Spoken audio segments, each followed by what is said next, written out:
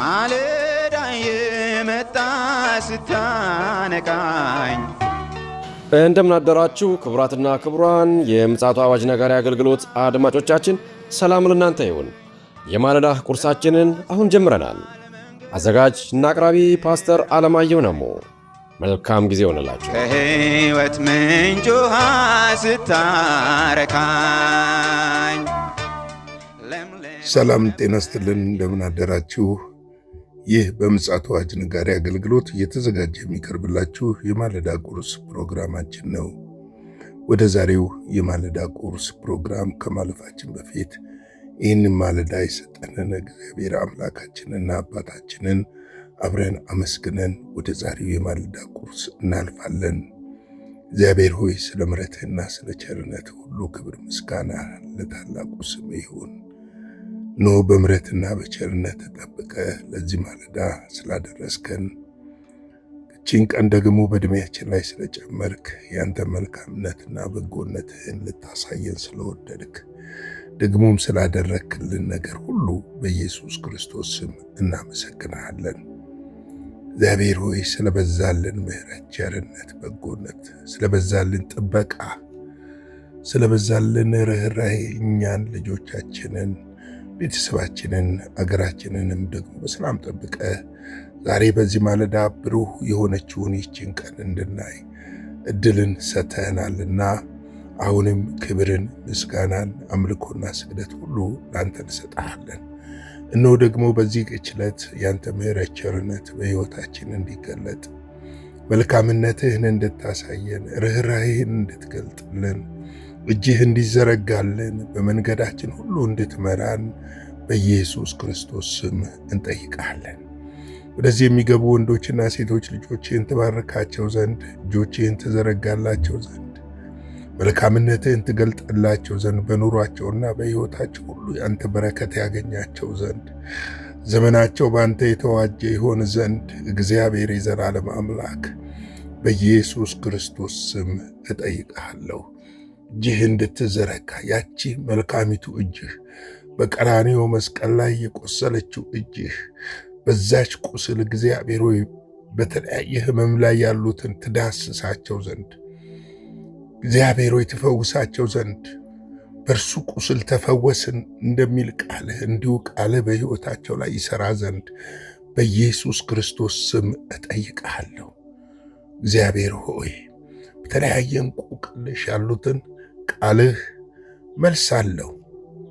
ድምፅህ ወደ ጆሮአቸው እንዲያስተጋባ ቃልህ እንዲፈታቸው ቃልህን እንድትልክላቸው ሕይወታቸው ከእስራት እንዲፈታ ከእንቆቅልሽ እንዲፈታ አቅንተው አሻቅበው አንተን መመልከት እንዲችሉ እንድትረዳቸው ጉልበታቸው በፊትህን መንበርከክ እንዲችል እንድታገዛቸው በኢየሱስ ክርስቶስ ስም እጠይቅሃለሁ።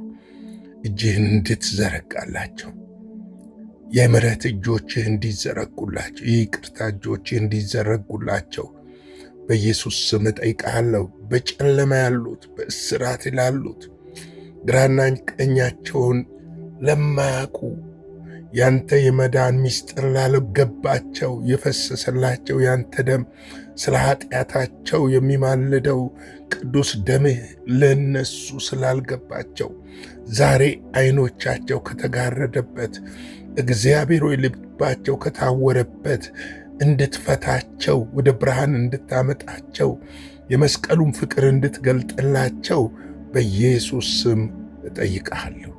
እግዚአብሔር ሆይ እነሆ ደግሞ ቃልህን አስተምረን በቃልህ ብርሃን ሕይወታችንን እንድትለውጠው ጸልያለሁ። ሁሉ ለስምህ ክብር ይሁን። በዚህ ማለዳ ቃልህ የተባረከ ይሁን። በኢየሱስ ጌታ ድንቅ ስም አሜን። እንግዲህ እየተመለከትን ያለነው ኤፌሶን ምዕራፍ 5 ነው። በትናንትናው ዕለት ቁጥር 16ንና 17ን እንዲሁም ደግሞ 18ን 17 ድረስ ነው ለመመልከት የሞከርነው። ቀኖች ክፎች ናቸውና ዘመኑ ዋጁ የሚለውን ነገር ነውና ዘመን እንዴት እንደሚዋጅ 3 ነገሮችን አንስተን ተመልክተናል። አንዱ የእግዚአብሔር ቃል፣ ጸሎትና እምነት እንደሆነ ለማየት ሞክረናል። እንግዲህ እነዚህ ነገሮችን በቀላሉ መመልከት እንደሌለብንም ለማየት ሞክረናል እና ቀኖች ክፋታቸው በጣም ቀኑ እየጨመረ ወደ ክርስቶስ ኢየሱስ ምጽአት እየቀረብን በመጣን ቁጥር የቀኑ ክፋት እየጨመረ ይሄዳል።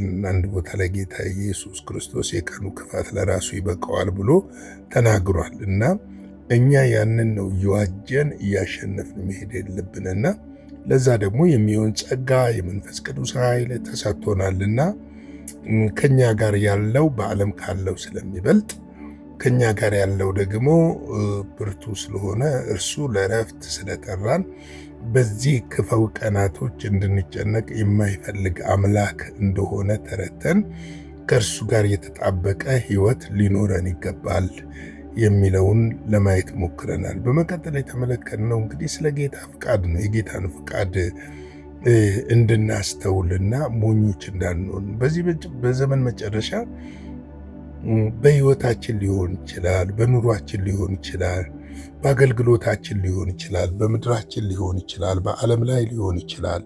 የጌታ ፍቃድ ምንድን ነው የሚለውን ነገር ደግሞ መፈተሽ ያስፈልጋል።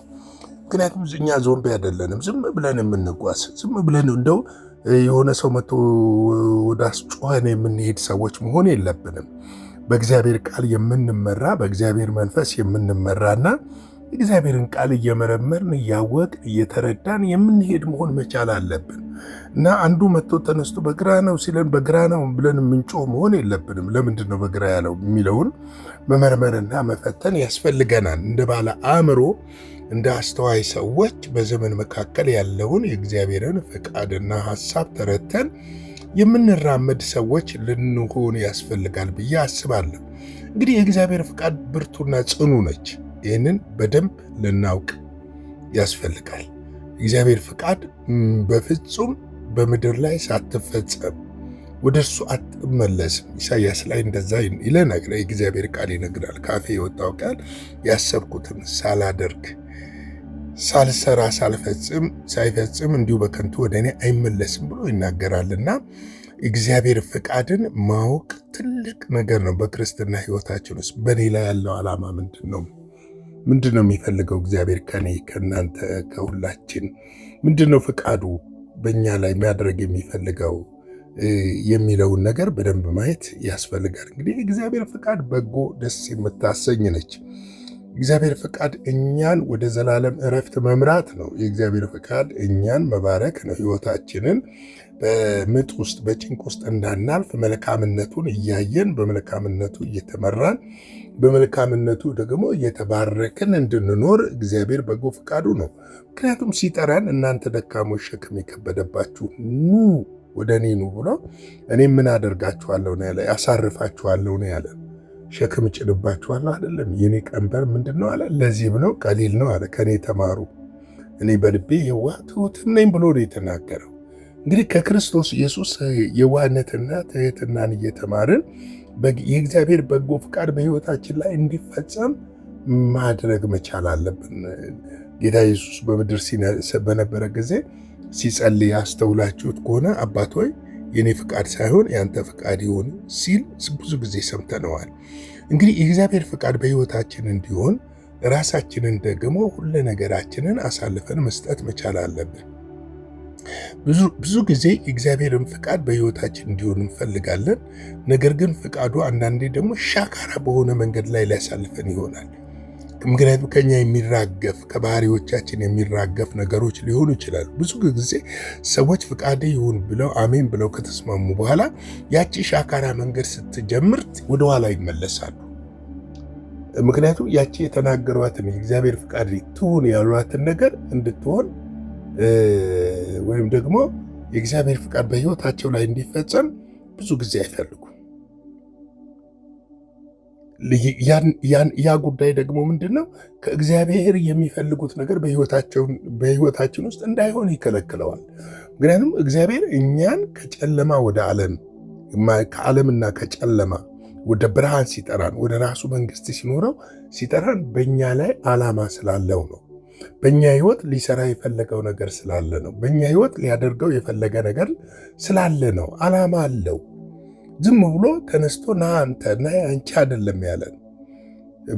ኢሳይያስ በእናቴ ዳዊት ነው በእናቴ ማህፀን ውስጥ ሳልጸነስ አወቀኝ ይላል። ኢሳይያስም ላይ ደግሞ በእናተ ማህፀን ሳለህ አወቅኩ ይለዋል።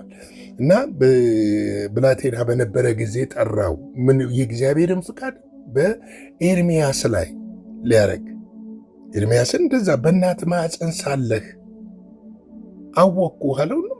ፍቃዴን ላደርግብህ ነው ያለው። አሁን የእርሱን ፍቃድ ሊያደርግብን ነው በምድር ያስቀመጠን። እግረ መንገድ በህይወታችን ላይ የሚመጡ ነገሮች አሉ። በረከቶች ይመጣሉ፣ የስጋ በረከቶች ይመጣሉ፣ ገንዘብ ይመጣሉ፣ እውቀት ይመጣል፣ ትምህርት ይመጣል፣ መኪና። እነዚህ እግረ መንገዶች ናቸው። እስቲ የትኛው ሰው ነው እውቀቱን ተሸክሞ ሄደ፣ ብሩን ተሸክሞ ሄደ፣ ወይም ደግሞ አገልግሎቱ፣ ስልጣኑን፣ ክብሩን ተሸክሞ ሄደ? የትኛው ሰው ነው? ሁሉም ሰው መጨረሻ ላይ ወደ አፈር ውስጥ ይገባል። አፈር ነህና ወደ አፈር ትመለሳለህ ስላለ የስጋችን አፈር ይሆናል። ምንም ይዘን የምንሄደው ነገር የለም። ነገር ግን ፍቃዱ በእኛ ህይወት ውስጥ ሲሰራ አክሊል ይዘን እንሄዳለን፣ ሽልማት ይዘን እንሄዳለን። አንተ በጎ ታማኝ ባሪያ ና ወደ ቀኝ ገብተህ እረፍ የሚለውን የእረፍትን ድምፅ፣ የአባታችንን የቡራኬ ድምፅ፣ የአባታችንን የአድናቆት የምስጋና ድምፅ ይዘን እንሄዳለን። ለዚህ ነው ቀን ሳለ አለ ራሱ ኢየሱስ ሲናገር፣ ቀን ሳለ የላከኝ ስራ ልፈጽም ይገባኛል አለ። ምክንያቱም ማንም የማይሰራባት ሌሊት ትመጣለች። ያቺ ሌሊት ከባድ ነች።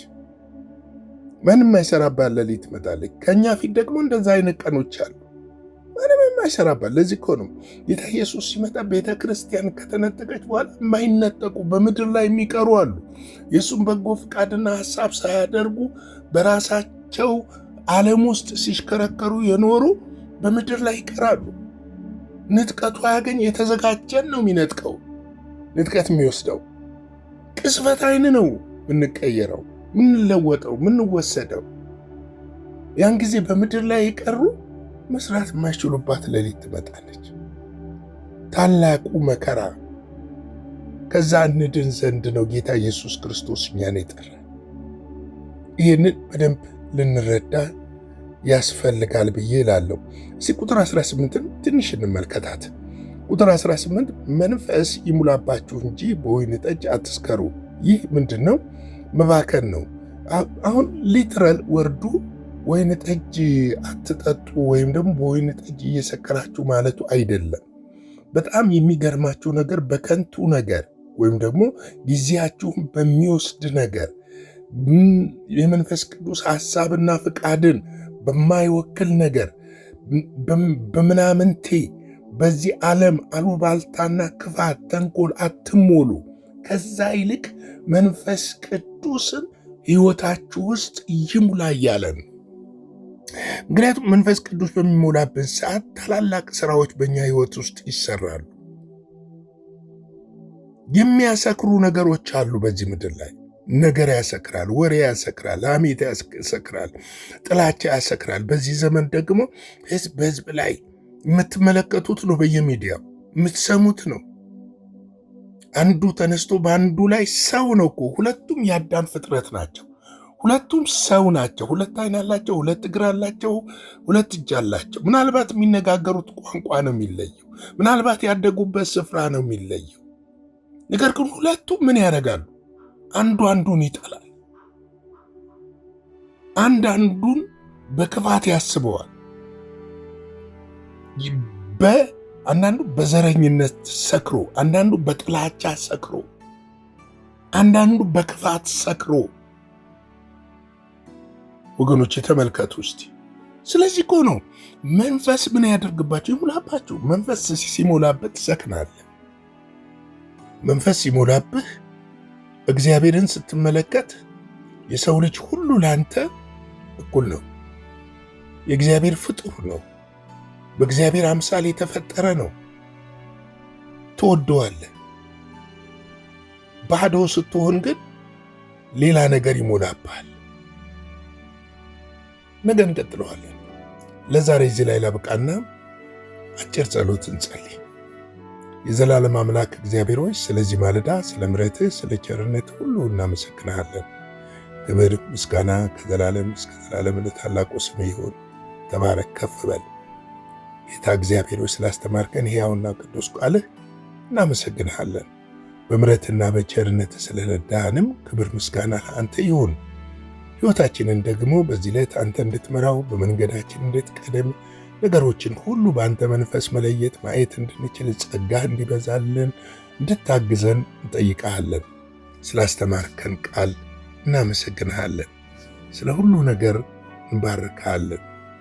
ቀሪውን ጊዜ ባርክልን፣ ከክፉ ሁሉ ጠብቀን፣ በደም ሸፍነን። በኢየሱስ ክርስቶስ ጌታ ስም አሜን።